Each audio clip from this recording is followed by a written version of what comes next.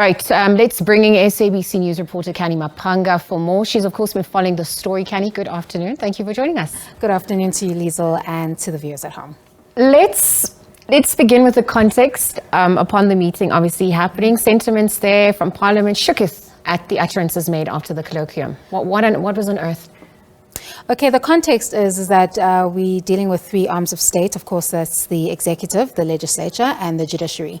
And then we had that symposium last week where the Chief Justice discussed the Zondo report, its progress and its recommendations and the implementations thereof.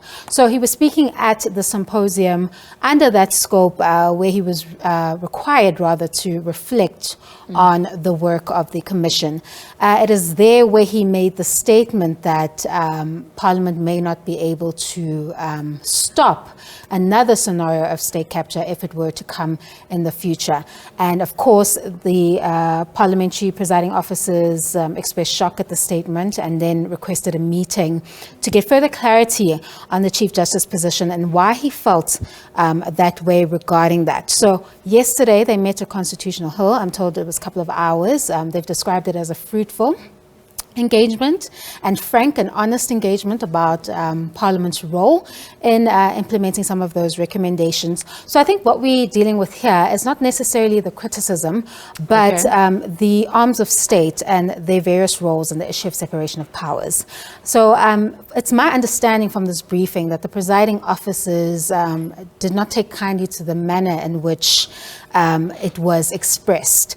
I'm getting the understanding that the presiding officers didn't have an inclination as to the fact that the Chief Justice may have had these thoughts about the progress, because their understanding is that once that report was handed over, it is now for them to do the work that is required, and in the recommendations it didn't state that they would have to report to the former chair of the Commission regarding the progress of what they're working on so far. So I think that is where the issue came. It's the manner in which it was communicated. It was on a public platform. The Speaker has confirmed that there was no communication prior to her with any concerns regarding the progress of the report. And then just before you come in, Liesl, we did ask the presiding officers to give us some insight regarding what that conversation revealed regarding what they may have done or may have not done that may have triggered the Chief Justice comments. So we understand that there is this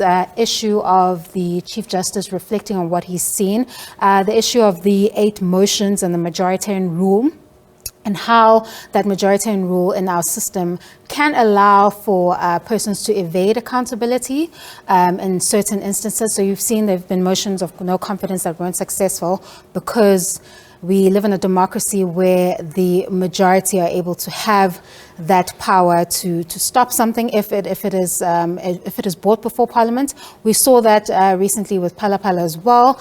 There was a majority vote there, not only from the governing party, but from other members of course as well, saying that they weren't going to adopt that Section 89 report. So their understanding of that is that there's a difference between politics and law. And they were stating that the interpretation for them is that as Parliament, they haven't done anything wrong. They haven't not gone out of the prescripts of what they're required to do. But the environment is that maybe perhaps these are the questions that need to be posed towards political parties, and perhaps you need to be looking at remedies in that area. But as Parliament, it is their position that they've done all that they're supposed to do, and that the suggestion that they've done nothing or that they're not able to implement some of these recommendations is something that they weren't in agreement with. So it seems that there needs to be cooperation then. And so when we do look at the issue of hand of Chief Justice criticizing the slow process of reform or implementation, I mean, were there any comments on that? Whistleblower protection or lack thereof? Let's look at the ID being made a permanent structure. Let's look at no one to date having been removed from office, just as we perhaps zoom out a little bit then. Well, I think he was directly looking at Parliament and its functions, and he suggested that there should be, I guess, a commission established to just monitor state capture to ensure that where Parliament fails, we still have that safeguard.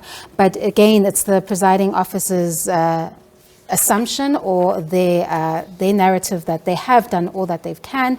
And they, of course, are saying that they're going to go on another study tour to strengthen some of the work that they've done, especially in terms of oversight, especially with the oversight with respect to the presidency. They'll be looking at different models across the globe and seeing how that they can strengthen the work of Parliament and ensuring that this occurrence does not happen again in the country. What were the sentiments then echoed on the back of the meeting by the Chief Justice himself then? Was there a retraction of sorts? I think we were all wondering if the Chief Justice did retract his statement. We understand that he didn't withdraw the statement. That's how he felt strongly, is that in his reflection, following the Zondo Commission and its report and its findings and its recommendations, that standing where he is today, he hasn't seen any change.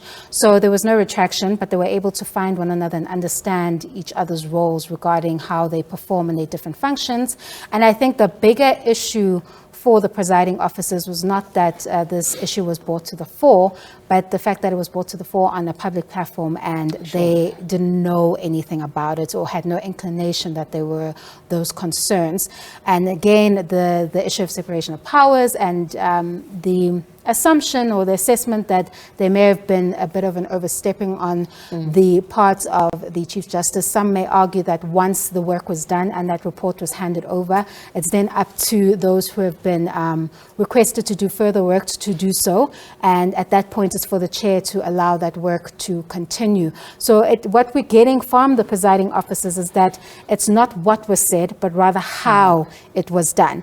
And they probably would have expected a head of the arm of state to directly deal with the other arm of state and collaborate together before dealing with it on a public platform. Just very quickly then, with one arm criticizing the other, you're speaking about cooperation going forward. SA is heading into elections. How important was this, how the way they dealt with this scenario going forward as we edge closer to elections then?